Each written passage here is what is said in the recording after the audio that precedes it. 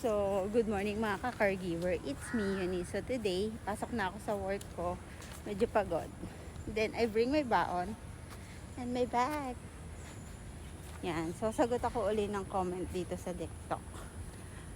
Mag-apply ka as a midwife. Don't apply caregiver. So, kasi yung nag-comment dito, midwife registered siya, mag-a-apply siya ng ICS. So, ito yung comment niya. Wala naman po masama kung mag-apply siya ng caregiver. As long na kumikita ka ng marangal, kumikita ka ng malaki convert sa Philippines, why not po, 'di ba? Pero kung mag-a-apply ka dito as a midwife, tinapos mo, gagamitin mo dito, masyadong mahirap mag-apply.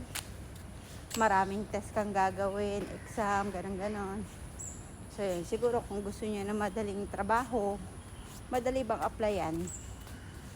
So, why not the caregiver? As long na kumikita ka ng marangal, why not? Diba? So, yun lang po.